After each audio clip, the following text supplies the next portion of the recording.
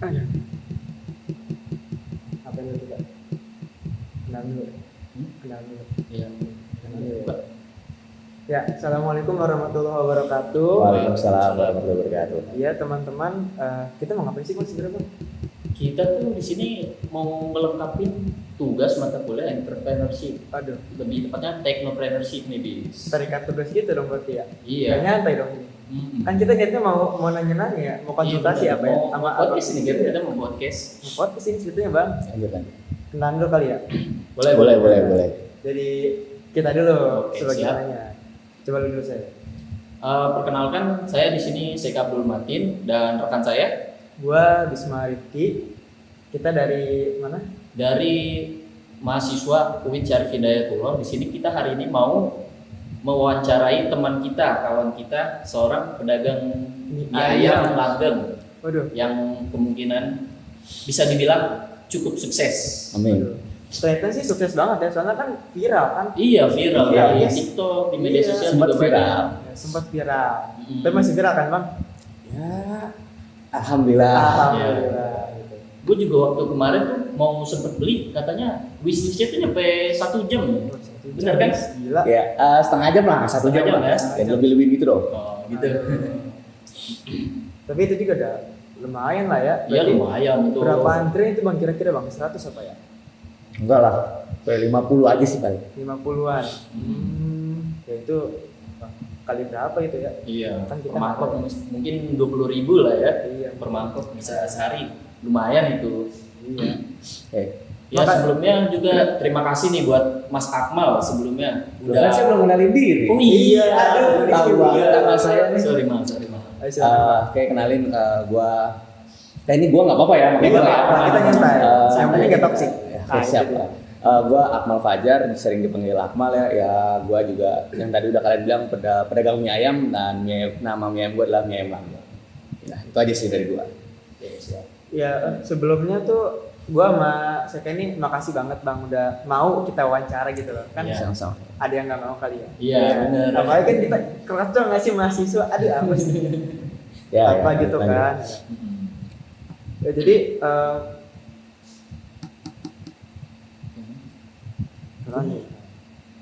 Saya minum boleh ya? boleh Silakan. silakan diminum.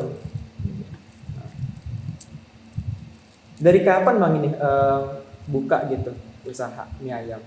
Kalau yang saya urusin sih, saya ngurusnya mulai di 2015-2017. Kalau warung tuh buka udah dari 2005, kalau nggak salah 2005 atau 2007. Pas saya masih kecil. Ini usaha orang tua saya, cuman saya ngelanjutin aja.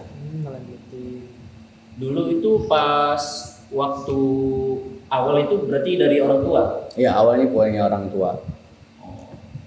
Langsung mulainya itu tempatnya di mana sih? Langsung di sini yang seperti sekarang kita tahu apa Enggak, sebelumnya pernah pindah-pindah? Dulu banget ya. Saya jualannya bukan mie ayam. Oh bukan? Bukan, dulu modelannya kayak pedagang kaki lima yang jualnya soto, nasi goreng itu dulu banyak pelengkap dulu. Ada pecel ayam, pecel lele gitu. Nah, cuman semenjak tempatnya diubah, kita jadi coba bisnis lain yaitu coba mie ayam. Nah, start mie ayam tuh di 2007. Kalau yang sebelumnya tuh cuma udah dari saya kecil banget, malah dari tahun 2002 lah ada. Cuman kalau yang mie ayam ini di 2007 dia. Usaha apa itu Bang? Apanya tuh usaha apa tuh? Yang tadi sebelum mie Ya ayam. itu tadi si pecel ayam, pecel lele, makanan-makanan juga sama. Cuman gara-gara udah nggak dapet lahannya udah digeser, jadi kita ubah kayak coba cari bisnis lain. Tuh bisnisnya ya si mie ayam ini, dan alhamdulillah lumayan rame meskipun ya awal-awal ya namanya dagang pasti kan. Ada turunnya kan? Ya. Ada naik turunnya, ada sepinya, ada ramenya. Ya itu dia. Terus ya jualan juga kita pindah-pindah karena sempat dilarang di beberapa tempat juga, disuruh pindah-pindah sampai akhirnya di sini kita startnya di 2015 2017 itu, dan itu baru si gua ini yang ngurus. Yang ngurus. Ya sebagai yang ngamatin aja sih. Nah kalau boleh tahu tempatnya yang persis detailnya itu gimana nih? Biar para penonton juga bisa tahu, mungkin bisa mampir juga. Ya. Tempatnya tuh persisnya di Jalan Paus ini, di depan sini. Ya. Dia di depan Nurul Fikri, lebih tepatnya pas di bawah lampu merah. Di bawah lampu Di merah. pertigaan. Nah, jadi Mas Akmal ini berdagang di lampu merah Jalan Paus, Kelurahan Rawamangun. Kecamatan Pulau Gadung, DKI Jakarta. Buat yang mau mampir dan nyobain mie ayam yang masak mal ini, boleh banget. Ntar kita Selamat, boleh ya. mau bareng-bareng sama kita juga bisa. Bisa. Biar kita temenin. Tapi Mas ini kan tadi tuh sebelum mie ayam kan ada usaha lain. Nah, pas milih kenapa milihnya mie ayam gitu, mulai usaha mie ayam gitu. Ada alasan? Ada alasannya. Jadi waktu itu kenapa milihnya mie ayam gara-gara almarhum bapak saya suka sama mie ayam. Terus akhirnya dia mencoba untuk buka mie ayam gitu. Jadi teorinya tuh dari suka kita turunkan menjadi passion kali ya. Ya. Mungkin itu Iya, dari si almarhum. profesi ya. Ya. Passion ya guys. Kuncinya di sini passion. Nah itu kan jadi udah buka mie ayam tuh. Sebelumnya pas waktu buka itu pernah mikirin gak sih nama warungnya ini? Warung mie ayam, sekarang kan namanya warung mie ayam Langgeng. Iya. Pernah struggle nggak buat mikirin namanya gitu? Dari saya udah nanya sih ke orang tua saya kan, saya bilang kenapa sih mie ayam Langgeng, terus mereka jawabnya ya nggak apa-apa mie ayam Langgeng aja, karena kan Langgeng juga artinya kan kayak kekal abadi, meskipun Langgeng itu diartikan kayak semoga langgeng, semoga tetap terus berjalan gitu kan, ya setia, soalnya kan langgeng kan bukan berarti abadi juga gitu, lebih ke tepatnya ke prosesnya semoga tetap berjalan terus gitu. Langgeng juga kayak di sini diartikan kayak semoga rezekinya langgeng gitu. Nah jadi namanya itu mie ayam Langgeng. Berarti emang kalau kita berusaha itu emang harus dituang-tuangkan doa-doa di nama usaha kita. Ya, iya. Karena nama itu adalah juga doa. Ya, itu kan kata orang dulu. Gitu. Unik juga ya namanya Langgeng gitu. Keren. Nah kalau boleh tahu juga nih, siapa aja sih yang terlibat dalam usaha mie ayam Langgeng ini, Bang? Yang jelas ya keluarga. Dari orang tua, terus juga apa? Sebenarnya sekarang tuh yang bantuin ya saya sendiri, salah satu teman saya ada, sama kak abang saya, dan salah satunya om saya. Tuh itu yang terlibat dari apa di warung saya itu. Ya. Kalau kayak misal jobdesk-jobdesknya gitu, kayak misal ownernya yang megang administrasi uang atau yang masak. Kalau yang ada untuk, sendiri yang ada sendiri. Kalau untuk kayak keuangan yang jelas mama saya, ya orang tua saya. Terus kalau untuk yang masak di lokasi itu om saya, yang racik abang saya, yang bagian kasir saya. Terus salah satu teman saya yang kerja situ ya bantu selebihnya, yang bagian ngambilin mangkok segala macamnya buat di lokasi. Berarti kurang lebih tuh ini usaha dipegang seluruhnya sama keluarga Iya, bagian dari keluarga. Termasuk suplai bahan baku gitu. Iya, kita bahan baku juga kebetulan sendiri sih, nggak suplai dari orang. Jadi kayak terkecuali mie ya. Mie-nya kita minta tolong sama orang, soalnya di rumah kita nggak punya mesinnya. Kan mesinnya juga besar lah. Oh, jadi tuh emang ngadonnya gitunya ya kali ya? Iya, kalau seperti itunya kita nggak bikin di rumah, kita mesen sama orang lain, cuman takarannya dari kita gitu. Terus kalau untuk kayak bahan-bahan kayak sayur-sayuran, bumbu-bumbu segala macam kita beli sendiri di pasar.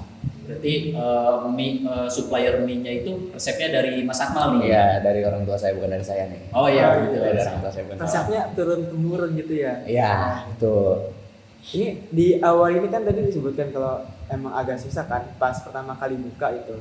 Jadi rintangan-rintangan apa sih atau tantangan juga apa sih selama jalanin bisnis ini gitu? Tantangannya yang jelas ya gimana caranya biar dagangannya ini ya laku ya kan, ya, jelas kan, itu. kan Terus gitu. kalau juga zaman dulu kan yang belum adanya ponsel teknologi gitu, iya. kan mau nggak mau ya kita harus mengendorse diri kita sendiri, ngobrol sama dari telinga ke telinga. Cuman kalau ya sekarang mah semenjak yang pas viral itu tuh, alhamdulillah waktu itu viral juga sebenarnya suatu kebetulan lah ya, alhamdulillah. Besoknya langsung rame gitu. Jadi kalau dibilang struggle ya apa ya Pak? Struggle ya gimana caranya biar si warung ini tetap berjalan, biar tetap jalan meskipun kendalanya seperti kayak pelanggannya nggak ada gitu-gitu, gimana gitu. Oh, tapi pernah nggak sih kayak sehari gitu sepi banget gak ada pelanggan sama sekali? Kalau nggak ada pelanggan sama sekali, alhamdulillah nggak pernah ya. Ya alhamdulillah.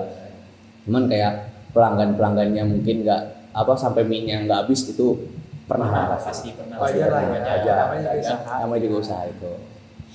Kalau boleh tahu, itu ada tips sendiri nggak sih biar pelanggan tuh bisa beli sama kita dulu beli langganan gitu? Yang pertama kan ya orang pasti penasaran dong ya. Nah terus ya gimana dengan rasanya, mereka suka ya udah. Jadi apa yang kita pertahanin jadinya. Jadi ya rasanya kalau bisa jangan berubah sama sekali. Kan kadang orang kalau dagangannya udah rame, kadang rasanya berubah gara-gara terlalu rame gitu kan. Jadi seolah-olah dia Kayak mengurangi kali mengurangi bahan baku kali.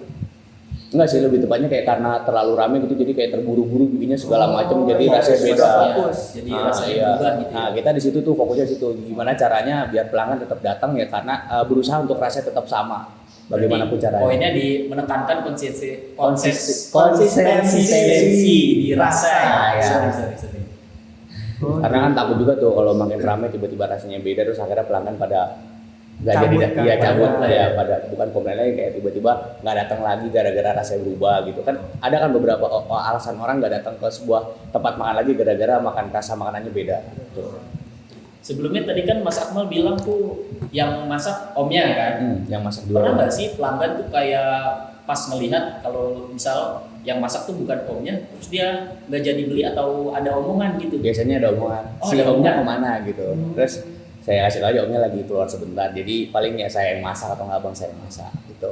Terus reaksinya gimana dia? Mau nungguin atau nungguin omnya Eh, apa?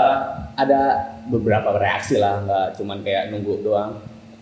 Ada yang ya udah nggak apa-apa, biar saya yang masak, atau enggak emang mau nunggu om saya aja gitu. Oh gitu. Berarti kalau misal si pelanggan itu yang mau nunggu omnya, berarti mungkin pelanggan setia kali ya? Ya. Karena udah nggak bisa lepas dari Iya, rasa ada mie ayamnya gitu, itu. ada seperti itu.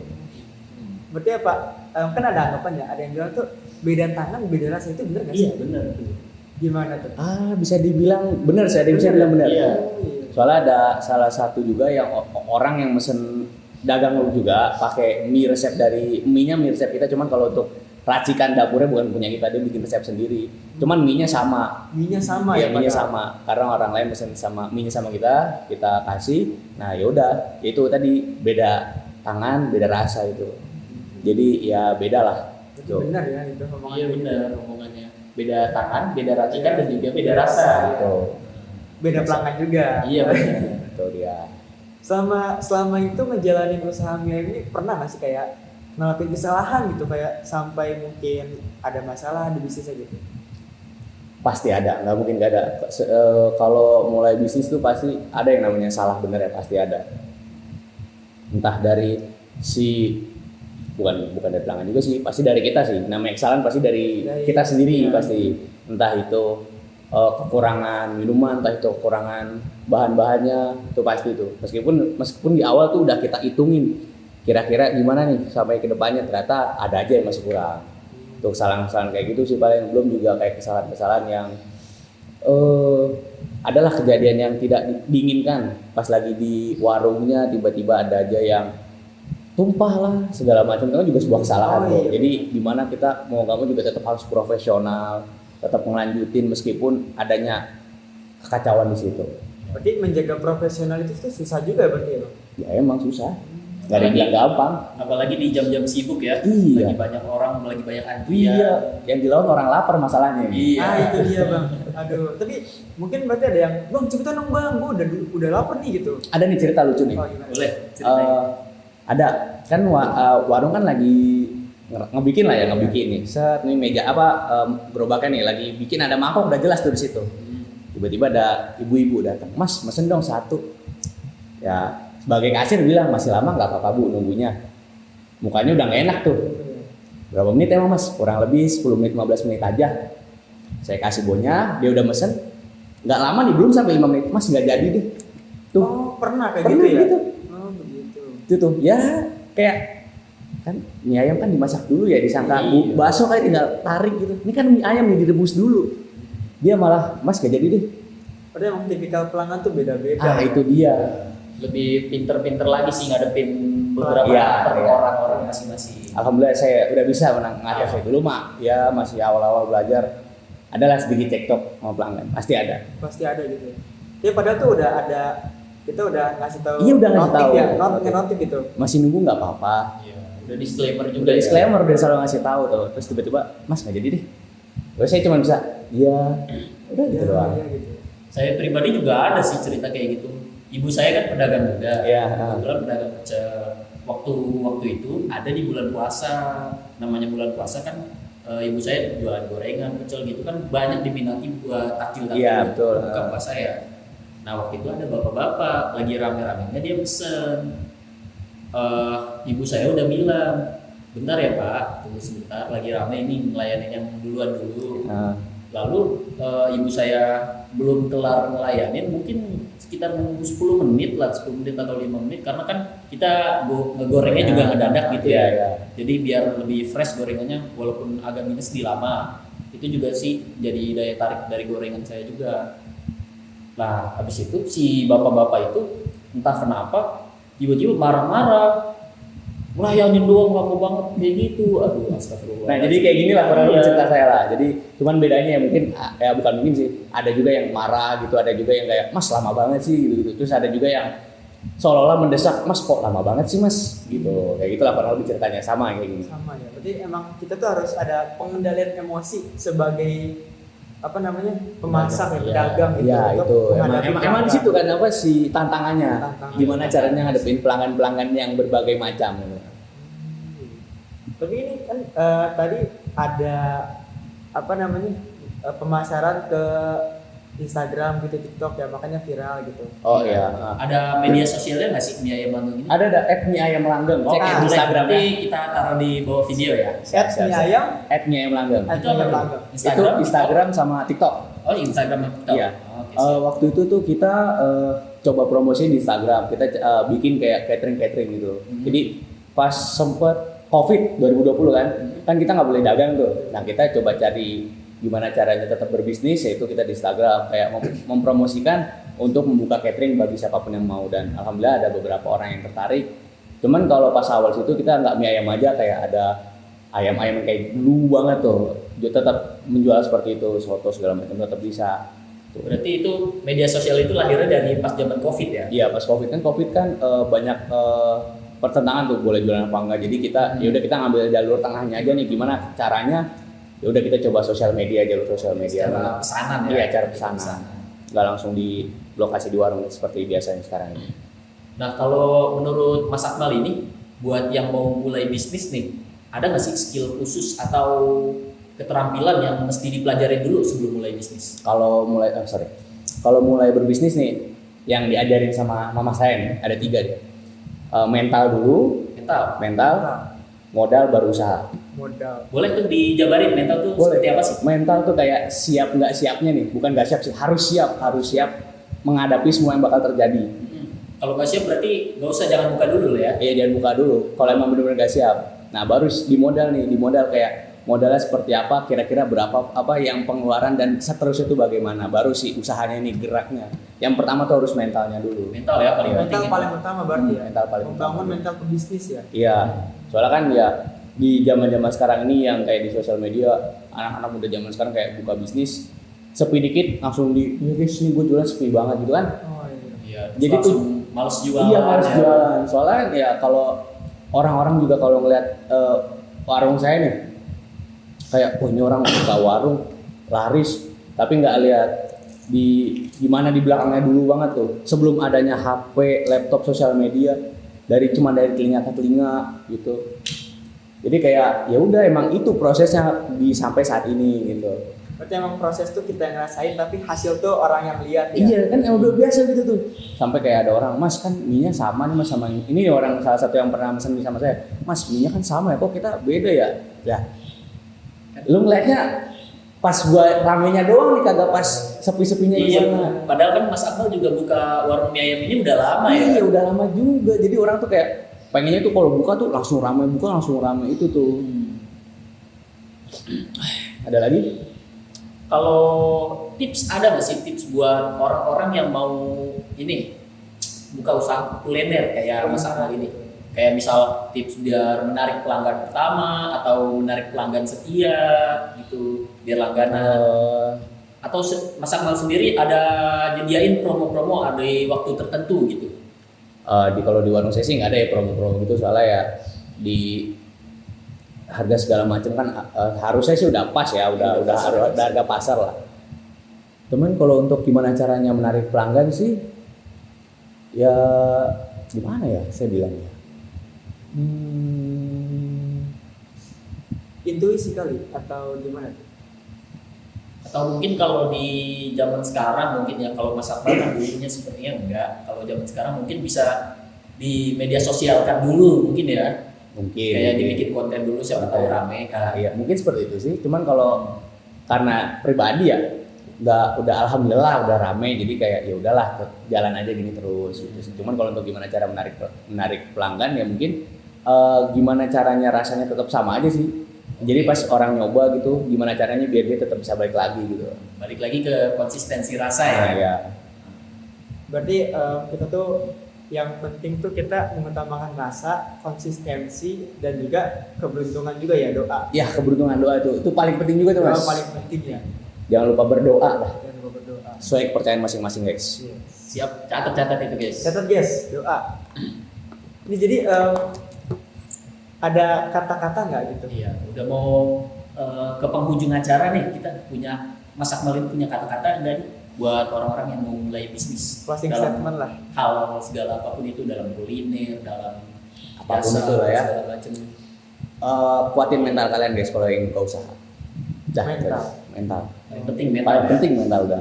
Jangan asal kalau semisal lagi sepi atau Iya, lagi langsung gagal jangan masuk. ya. Jangan tuh, jangan. Karena emang di situ prosesnya, guys. Tuh, Iya. guys. Namanya orang dagang ada sepi ada rame. Iya, adalah. Namanya juga kehidupan kayak roda kan, berputar kadang di atas, kadang di bawah, guys. Tuh. Dan juga doa. Dan juga doa, dan Doa juga paling doa penting. paling penting, paling Karena kita penting. kan UIN. Iya, iluin. Jadi emang kita tuh harus berdoa paling di atas, tapi juga tetap ikhtiar kan Mas. Betul. Iya. Karena doa tanpa usaha itu bohong. Tapi usaha tanpa doa itu kosong. kelas Kelas. banget. Ada lagi? Ya, untuk penutup kami mengucapkan terima kasih kembali pada Sama-sama. Mas Akmal Banyak buat Mas untuk Akmal. kesempatannya memperbolehkan kami mewawancara dan membuka podcast ini untuk melengkapi tugas mata kuliah kami di Technopreneurship. Mungkin sekian dari kami ya. Sekian dari kami. Assalamualaikum Warahmatullahi wabarakatuh. Waalaikumsalam warahmatullahi wabarakatuh. Salam dulu Mas. Alhamdulillah kelar guys. Kelas banget.